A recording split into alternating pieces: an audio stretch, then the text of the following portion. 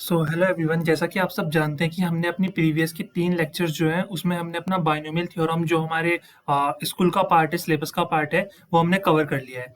उसके अलावा भी उसके उसमें कुछ ऐसे कॉन्सेप्ट्स बचते हैं जो बाकी सब एग्जाम्स में पूछे जाते हैं, लाइक जेई में पूछ सकते हैं, एनडीए के एग्जाम में पूछ सकते हैं, बट वो सिलेबस से, स्कूल के सिलेबस से डिडक्ट हो चुके हैं। तो आज के इस लेक्चर में हम उन कॉन्सेप्ट्स को कवर करने वाले हैं जो थोड़ा सा एक्स्ट्रा पोर्शन यहाँ पे हमारा बच जाता है beside NCERT.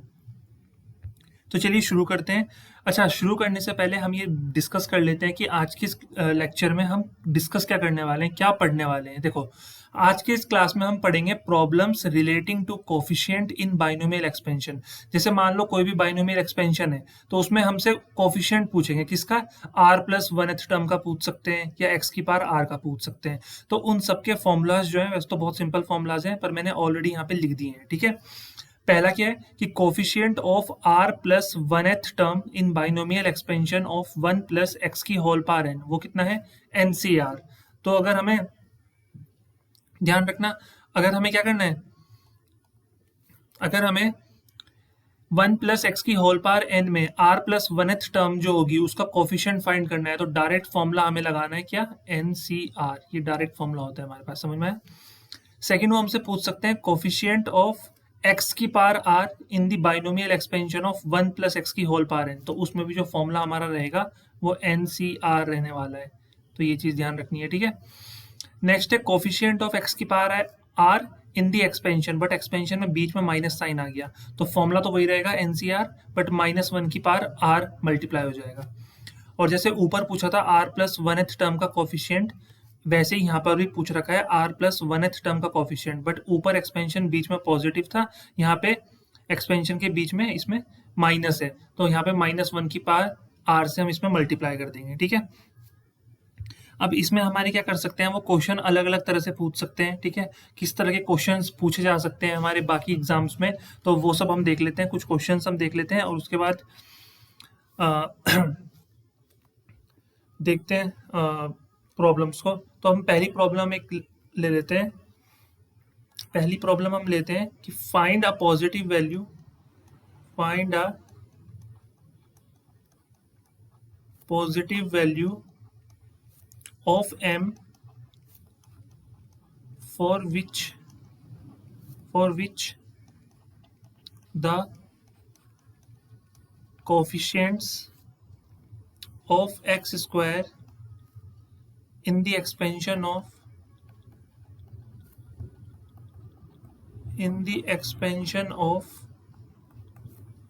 One plus x की होल पावर m इज 6। देखो, हमें क्या बोल रखा है कि आप m की वैल्यू बताओ कि वन प्लस एक्स की होल पावर m एक्सपेंशन में जो एक्स स्क्वायर का कोफिशिएंट होगा वो कितना रहने वाला है यहाँ पर। तो हमें पता है, देखो, हमें वी नो डेट, डब्ल्यू के टी का मतलब वी नो डेट, ठीक है। हमें पता है कि द कोफिशिएंट ऑफ एक्स की पावर आर जो होता है इन वन प्लस एक्स की होल पावर एन, वो कितना होता है? एनसीआर। देखो, अभी तो हमने डिस्कस किया था कि कोफिशिएंट ऑफ एक्स की power r in the expansion of one plus x की होल पावर एन, वो कितना होता है? एनसीआर। ये बी वाला पॉइंट है ना। तो यहाँ पे एक्स की पावर आर की जगह हमें एक्स स्क्वायर दे रखा है, मतलब आर की वैल्यू हमें दे रखी है एम और टू। तो बेसिकली हम कह सकते हैं कि क्वेश्चन में हमें क्या बोल रखा है कि coefficient of x square in one plus x की होल पावर एम, ये हमें ऑलरेडी गिवन है 6, ठीक है।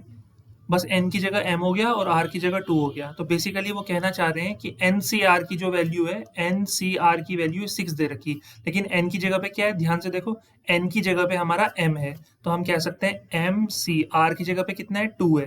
कंपेयर करो ना, r की जगह पे कितना है? 2 है। तो MC2 वो बोल रहे हैं कि इसकी वैल्यू 6 है। तो अगर MC2 की वैल्यू 6 होगी, तो इसको अगर हमें लिखना है तो हम कैसे लिखेंगे? m minus one upon two factorial लिख सकते हैं, ठीक है। अगर डायरेक्ट समझ में नहीं आया आपको तो मैं इसको सॉल्व करके पूरा प्रॉपर तरीके से बता देता हूँ। देखो, MC2 का मतलब होता है m factorial upon two factorial और फिर m minus two factorial is equals to 6। तो इसको थोड़ा सा सॉल्व करते हैं, तो ये हो जाएगा m factorial upon two factorial, ये हो जाएगा m minus to, m minus one, sorry नीचे वाला तो वही रहेगा सेम, नीचे वाला थोड़ा ना चेंज होगा, ये तो m माइनस टू फैक्टोरियल ही रहेगा हमारा बच्चों, ठीक है। m माइनस टू फैक्टोरियल, ये जो m है इसको हम चेंज करेंगे, m के बाद m माइनस वन लिखेंगे, फिर m माइनस टू फैक्टोरियल, तो इससे ये कैंसिल हो जाएगा। तो यहाँ से हमारा आ गया m minus one upon two factorial, और टू फैक्टोरियल को ब्रेक करना है तो टू इंटू वन मतलब टू ही आ जाएगा, इज इक्वल्स टू सिक्स। तो हम कह सकते हैं कि m minus one is equals to 12 हो जाएगा, टू सिक्स 12, तो हम कह सकते हैं कि m square minus m is equals to 12। तो यहाँ से हम बोल सकते हैं कि m square minus m minus 12 कितना हो जाएगा, 0। तो इसको अगर हम ब्रेक करें तो ये हो जाएगा m माइनस फोर और m plus three is equals to 0। तो यहाँ से m प्लस थ्री तो 0 नहीं हो सकता, क्योंकि m क्या है, पॉजिटिव है, और दो पॉजिटिव नंबर का सम 0 थोड़ा ना हो सकता है। तो m माइनस फोर ही हमारा 0 होगा, इसका मतलब m की वैल्यू कितनी आ गई, हमारी 4 आ गई। तो इस तरह से क्वेश्चन हमसे पूछे जा सकते हैं कॉम्पिटेटिव एग्जाम्स में। ठीक है, ये एक्स्ट्रा पोर्शन है, मतलब ये स्कूल से अलग है थोड़ा। ठीक है, पहले तो ये स्कूल के सिलेबस के पार्ट में था, बट रिसेंट जो अपडेट्स हुए हैं फिर उसमें उन्होंने इस पोर्शन को डिडक्ट कर दिया है। तो वैसे ध्यान रखना है, ठीक है, काम की चीज़ है कि अगर हमें कोफिशिएंट से रिलेटेड कुछ क्वेश्चंस पूछे गए तो फॉर्मूलाज इस तरह से ध्यान रखना, और इस तरह के क्वेश्चन हमसे पूछ सकते हैं। ठीक है, एक क्वेश्चन हम इसके ऊपर और कर लेते हैं ताकि हमारा जो एक कॉन्सेप्ट है ये एकदम स्ट्रॉन्ग हो जाए। ठीक है, इसमें कोई प्रॉब्लम ना आए। तो क्वेश्चन लिख लेते हैं सबसे पहले। देखो, क्वेश्चन हम लिख लेते हैं कि if the coefficient of r minus fifth and 2r minus 1th term in the expansion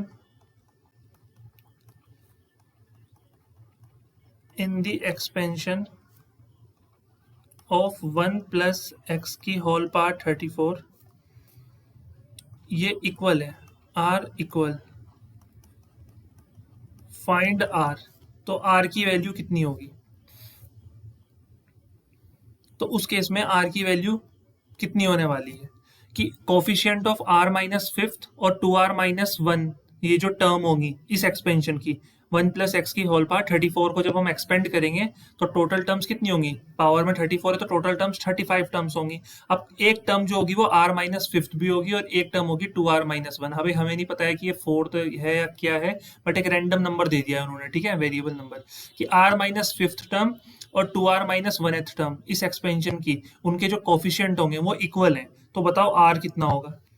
तो देखो बहुत सिंपल चीज है ना कि वो r माइनस फिफ्थ टर्म के बारे में पूछ रहे हैं, तो हमने r plus one th term का तो निकाल ही रखा ना। r plus one th term का कोफिशिएंट कितना होता है, NCR, और बीच में देख लो एक्सपेंशन ना में नेगेटिव तो नहीं है, एक्सपेंशन हमारा पॉजिटिव है। तो देखो एक चीज तो हमको पता है,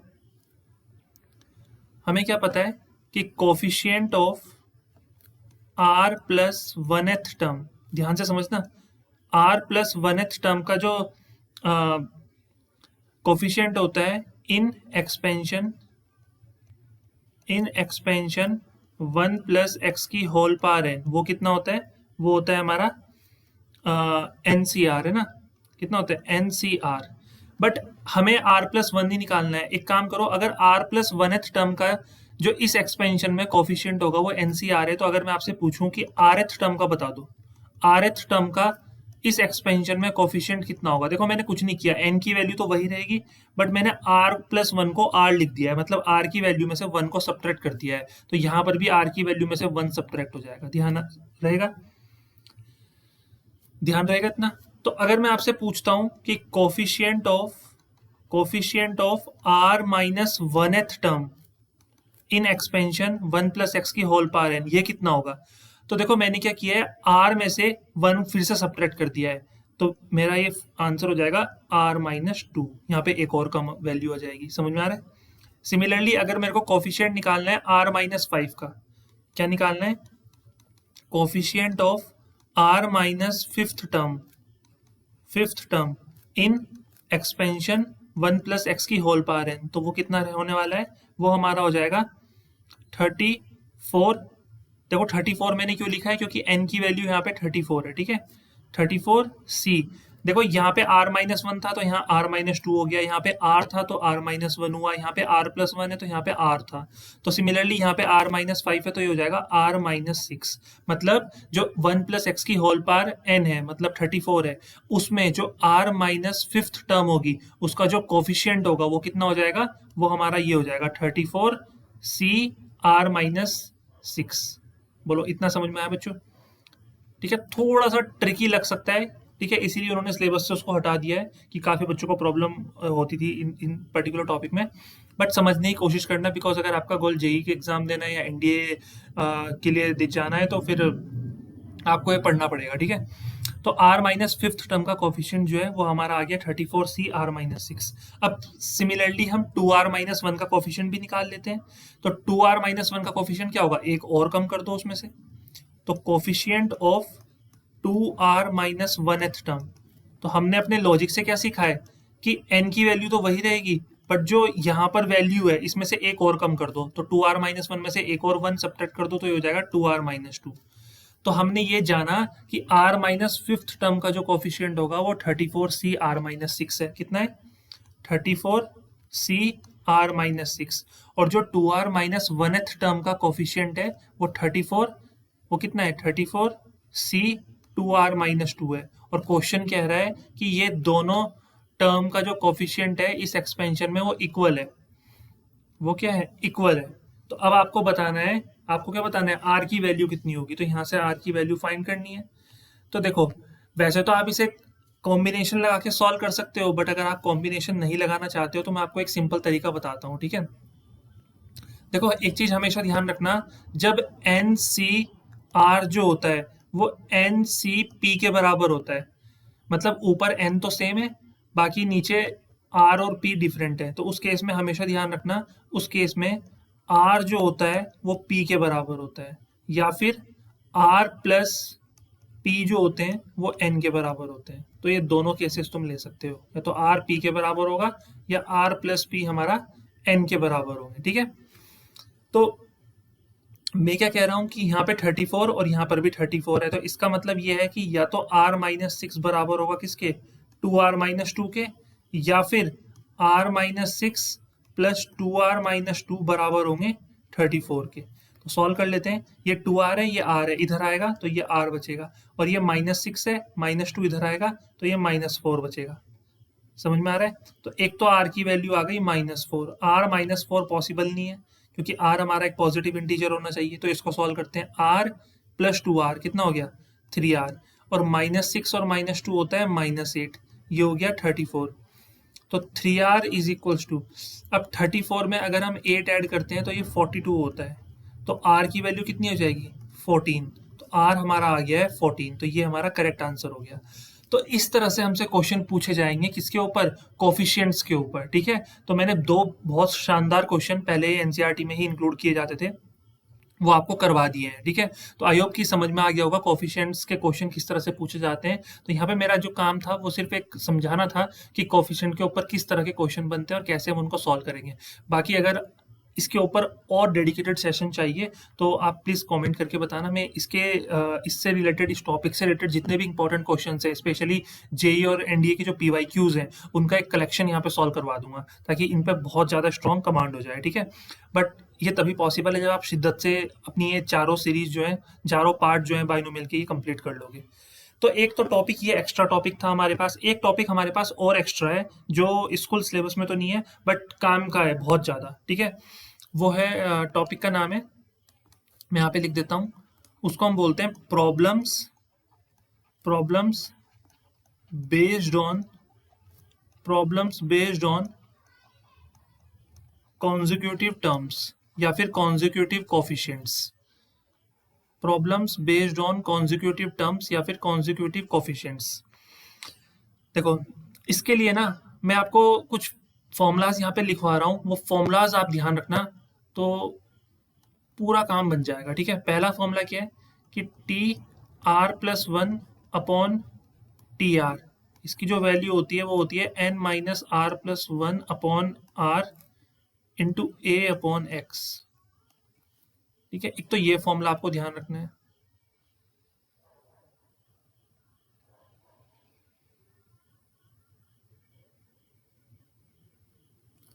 एक तो ये फॉर्मूला आपको ध्यान रखना है, एक फॉर्मूला आपको क्या ध्यान रखना है, n c r upon n c r minus one, ये होता है हमारा n minus r plus one upon r, और एक फॉर्मूला हमारे पास होता है n c r plus one upon n c r is equals to n minus r upon r plus one.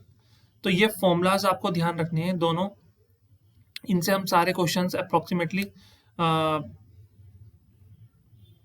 99% question जो है इनसे हम सॉल्व कर लेंगे, जो कॉन्जिक्यूटिव टर्म्स पे बेस्ड होंगे क्वेश्चंस, ठीक है। अब एक बार हम डिस्कस भी कर लेते हैं कि किस तरह के क्वेश्चंस कॉन्जिक्यूटिव टर्म्स से पूछे जाते हैं, या जेई में या फिर एनडीए में किस तरह का पैटर्न हमें देखने के लिए मिल सकता है। तो एक क्वेश्चन के थ्रू एक प्रॉब्लम ले लेता हूँ और उस प्रॉब्लम के थ्रू ही मैं सॉल्व करना सिखाता हूँ, ठीक है। तो सबसे पहले तो हम एक प्रॉब्लम उठा लेते हैं। तो प्रॉब्लम मैंने ली है कि the coefficients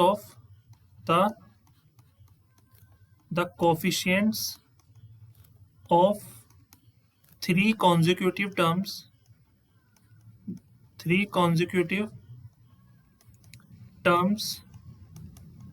in the expansion of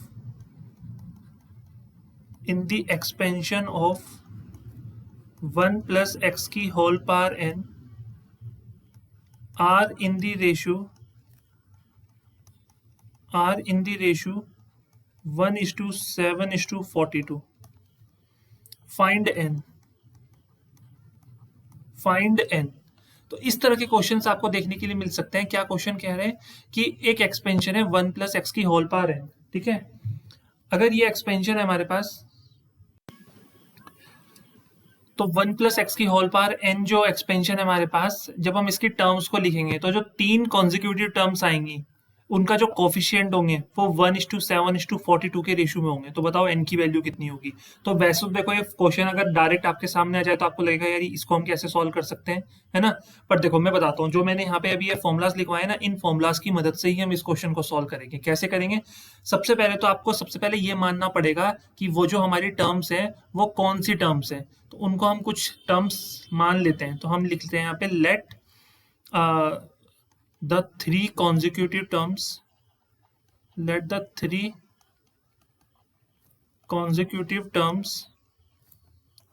be कौन कौन सी है, वो rth टर्म है, r माइनस 1th टर्म है, एंड r माइनस 1 क्यों ले रहे हैं, प्लस 1 ले लेते हैं ना, r प्लस 1th और r प्लस 2th टर्म। ये वो तीन टर्म है। जैसे हम एपीजीपी में करते हैं, एक टर्म ए है तो एक टर्म ए प्लस डी हो जाएगी, फिर नेक्स्ट टर्म ए प्लस 3d हो जाएगी। बिल्कुल वैसी ही कि पहली टर्म अगर rth टर्म है मतलब सेकंड टर्म है, तो अगली टर्म क्या होगी 2+1 थर्ड टर्म, और उसकी अगली टर्म क्या होगी 2+2 मतलब फोर्थ टर्म। तो इस तरह से हमने लिया है कि ठीक है। तो ये हमारी टर्म हो गई r+1 r+2 be the three consecutive terms. समझ में आ रहा है। अब सबसे पहले इनके कोफिशिएंट्स क्या होंगे, तो coefficient of rth r+1th and r+2th term किसमें, इन एक्सपेंशन 1 प्लस एक्स की होल पावर n, वो कितने होंगे। देखो मैंने सिखाया है कैसे लिखते हैं, एन सी, जैसे rth टर्म का कोफिशिएंट लिखना है तो वो एक कम हो जाएगा, वो क्या हो जाएगा r-1, ठीक है। फिर कॉमा, फिर r+1th का लिखना है तो ये हो जाएगा एन सी आर, एक कम कर देते हैं, और फिर नेक्स्ट का लिखना है तो वो हो जाएगा एन सी, एक कम कर दो r+1, तो ये उसके कोफिशिएंट हो जाएंगे रिस्पेक्टिवली, ठीक है। ये मैं पहले ही लेक्चर में समझा चुका हूँ, मतलब अभी इसी लेक्चर में स्टार्टिंग में समझा चुका हूँ यहाँ पर, ठीक है, किस तरह से हम ये यहाँ पर, ठीक है। तो अब हम बात करते हैं, हमने कोफिशिएंट निकाल दिए हैं। अब वो कह रहे हैं कि इन कोफिशिएंट के रेशो की वो बात कर रहे हैं। वो कह रहे हैं इन तीनों कोफिशिएंट का जो रेशो है, मतलब एन सी आर माइनस 1, ठीक है, is to n c r is to n c r plus 1, इनका जो रेशो है वो हमें दे रखा है 1:7:42, ये हमें रेशो दे रखा है। तो हम इसको अगर सॉल्व करने जाएं तो ये हो जाएगा n c r minus 1 upon n c r, इसका रेशो हमें है 1/7, और नेक्स्ट हम ले लेते हैं n c r upon n c r plus 1, तो इनका रेशियो में दे रखा है 7:42। अब इनको सॉल्व करते हैं। अब इनको सॉल्व कैसे किया जाए भाई, तो देखो सॉल्व करने का तरीका बताता हूँ। देखो यहाँ पर मैं ऑलरेडी फॉर्मूला आपको बता चुका हूँ। मैंने क्या बोला है कि n c r upon n c r minus 1, इसका जो सॉल्यूशन होगा वो क्या होगा, n minus r plus one upon r. तो यहाँ पे हम लिख सकते हैं ना, ये उल्टा करके दे रखा है, ठीक है। मैंने क्या कहा है, मैंने आपको कहा है, देखो मैंने आपको बताया था कि n c r upon n c r minus one, इसका जो सॉल्यूशन होगा वो होगा n minus r plus one upon r. तो ये उल्टा करके दे रखा है यहाँ पे, एन सी आर नीचे है और n c r minus one ऊपर है, तो कोई बात नहीं, फॉर्मूला को भी उल्टा कर दो। तो फॉर्मूला को लिख दो r upon n minus r plus one, ये हमें दे रखा है 1/7। समझ में आया अब कहाँ ये यूज हो रहा है फॉर्मूला, इससे हमने इसको ये बना दिया। वैसे आप अगर सॉल्व करने जाओगे तो बहुत टाइम लग जाएगा। एक और फॉर्मूला भी मैंने बताया था, देखो एक और फॉर्मूला क्या है, n c r plus one upon n c r, वो कितना है, n minus r upon r plus one. ठीक है, तो मैंने क्या कहा है, मैंने कहा है कि जो n c r plus one upon n c r होगा वो होता है n minus r upon r plus one. तो यहाँ पर भी उल्टा दे रखा है हमें, उल्टा क्या दे रखा है, एन सी आर ऊपर है, तो ये हो जाएगा r plus one upon n minus r, 7 6 42, तो ये 1/6 दे रखा है। बस इसको अब हमें सॉल्व करना है और अपना आंसर निकालना है। चलिए सॉल्व करते हैं। तो ये हो जाएगा हमारा कितना, 7r is equals to n minus r plus one, ये r इधर आएगा तो ये हो जाएगा 8r is equals to n plus one. ठीक है, यहाँ तक छोड़ देते हैं इसको, फिर इसको सॉल्व करते हैं। तो ये हो जाएगा 6r plus 6 is equals to n minus r, तो r इधर लेके आओ तो ये हो जाएगा 7r is equals to n minus 6। Clear है, तो अब इन दो इक्वेशन को सॉल्व करते हैं। तो ये हो गया हमारा 7r is equals to n minus 6, तो इसको फर्स्ट इक्वेशन मान लो, इसको सेकंड इक्वेशन मान लो। तो फर्स्ट माइनस सेकंड कर दो, तो 8r में से अगर 7r जाएंगे तो सिर्फ r बचता है, समझ में आ रहा है। फिर n में से n जाएगा, ये है ना n प्लस वन, फिर माइनस n माइनस 6, इस तरह से माइनस करेंगे तो ये कितना हो जाएगा, r is equals to n plus one minus n plus 6, तो n से n कैंसिल हो गया, तो r की वैल्यू आ गई 7। तो r अगर हमारा 7 है तो भैया इसमें रख दो 8r is equals to n plus one, तो r अगर हमारा 7 है is equals to n plus one, तो 56 is equals to n plus one, तो वन इधर आएगा तो n इज इक्वल्स टू हो जाएगा हमारा 55, तो n बराबर आ गया हमारा 55 के। सो आई होप कितना क्लियर हो गया होगा, r की वैल्यू हमारी 7 आ रही है और n की वैल्यू हमारी 55 आ रही है। तो इस तरह से क्वेश्चंस वो हमसे पूछ सकते हैं कोफिशिएंट के ऊपर, जिसमें आपके ये फॉर्मूलाज बहुत ज़्यादा हेल्प करने वाले हैं। ठीक है, ये आपको आंसर के बहुत करीब पहुंचा देंगे with in a limited time. ठीक है, तो ये चीज़ आपको ध्यान रखनी है, एक इस तरह से n और r का क्वेश्चन आपसे पूछा जा सकता है। अच्छा, एक क्वेश्चन हमसे पूछा जाता है रेडिकल टर्म के ऊपर, एक क्वेश्चन हमसे पूछा जाता है कि रेडिकल टर्म के ऊपर पूछा जाता है। जैसे मैं एक क्वेश्चन लेता हूँ इंडिपेंडेंट टर्म के ऊपर या रेडिकल टर्म के ऊपर पूछ सकते हैं वो लोग एक क्वेश्चन, और उसी के थ्रू हम इसे सॉल्व करने की कोशिश करेंगे। देखो, जैसे एक क्वेश्चन है कि how many terms are free from radical sign in the expansion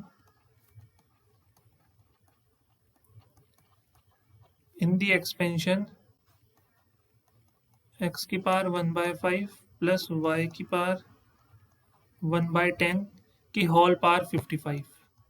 ठीक है, ये 55 पे ध्यान रखना। देखो क्वेश्चन में हमसे क्या कहा है, क्वेश्चन में बच्चों कहा है हमसे कि अगर हमें एक एक्सपेंशन दे रखा है हमें, ठीक है, एक्सपेंशन क्या है हमारे पास, मैं यहाँ पे साफ साफ लिख देता हूँ, x की पावर 1/5 प्लस y की पावर 1/10 की होल पावर 55, ये हमारे पास एक एक्सपेंशन गिवन है। इस एक्सपेंशन को जब हम एक्सपेंड करेंगे तो कितनी टर्म्स ऐसी आएंगी जो रेडिकल साइन से फ्री होगी। ठीक है, जो रेडिकल साइन से फ्री होगी, तो चेक करते हैं। देखो रेडिकल साइन से फ्री होने का मतलब क्या है,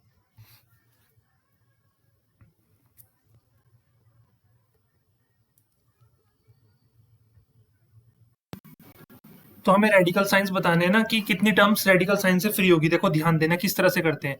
जैसे एक्सप्रेशन तो हमें दे रखा है बाइनोमियल एक्सपेंशन, तो इसकी जो T r plus one term होगी, जैसे हम लिखते हैं कि t r plus one th term कितनी होगी, तो उसको लिखने का तरीका कितना होता है, एन सी आर। तो एन कितना है यहाँ पे 55, सी आर जो पहली वाली टर्म होती है उसको एक्स बोलते हैं, दूसरी वाली टर्म को ए है ना, एक्स प्लस ए की होल पावर एन, तो पहली वाली टर्म की पावर होता है x की पावर 1/5, ये पहली टर्म आ गई, इसकी पावर में आता है n minus r, 55 minus r, और जो दूसरी वाली टर्म होती है y की पावर 1/10, इसकी टर्म में आता है r। तो इस तरह से हम एक्सपेंशन को लिखते हैं। ये हमने अपनी शायद आई थिंक बाइनोमियल सीरीज की सेकंड क्लास में हमने इसको डिस्कस किया था, राइट। तो इसको अगर मैं थोड़ा सा सिंप्लीफाई करता हूँ तो ये हो जाएगा 55 CR, और यहाँ पर अगर मैं इसको सिंप्लीफाई करता हूँ तो 1/5 की मल्टीप्लाई 55 माइनस आर में करोगे तो ये 11 माइनस r/5 हो जाएगा, और ये हो जाएगा y की पावर r/10। तो ये T r plus 1th term आ गई। तो अब इस टर्म को देख के आपको क्या लग रहा है कि टी आर प्लस 1, ठीक है, will be free from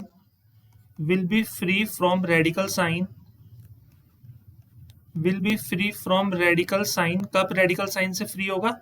if, जब ये हमारे पावर में जो दे रखा है, ये पावर में r/5 है और ये r/10 है, if r/5 and r/10 are integers, जब ये इंटीजर होंगे, ठीक है, तो ये टर्म रेडिकल साइन से फ्री हो जाएगी। अब इंटीजर कहने का मतलब n की वैल्यू कितनी है? 55, तो इंटीजर 0 से बड़ा होना चाहिए, r की वैल्यू 55 से कम होनी चाहिए, है ना, क्योंकि r/5 और r/10 इंटीजर तभी बन पाएंगे जब r की वैल्यू 0 से बड़ी और 55 से छोटी होगी। तो कौन कौन सी टर्म हो सकती है r की? यहाँ पे r की वैल्यू 0 हो सकती है, तो 0/5, 0/10, आंसर 0 आएगा।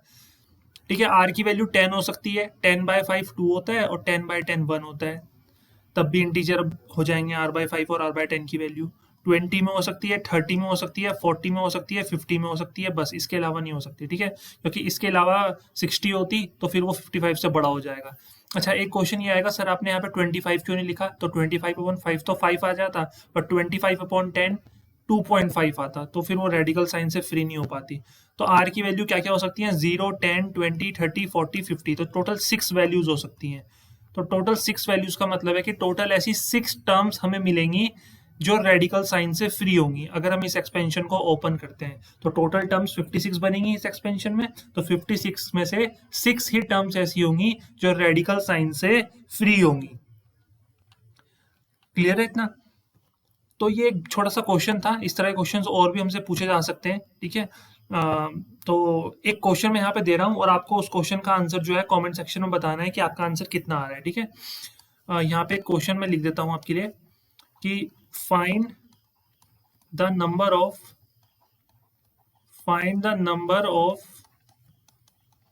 Integral terms in the expansion, और एक्सपेंशन हमें दे रखा है 5 की पावर 1/2 प्लस 7 की पावर 1/8, इसकी होल पावर 1024। तो ये हमें एक एक्सपेंशन दे रखा है और पूछ रखा है कितनी इंटीग्रल टर्म्स होंगी, ठीक है, जो डेसिमल में ना आए, इंटीजर की फॉर्म में आए।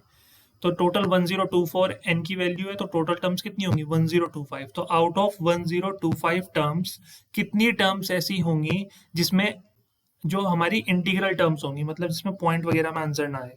तो ये आपको फाइंड करना है, ठीक है। और अब आपका जो भी आंसर होगा वो आपको कमेंट सेक्शन में कमेंट करना है।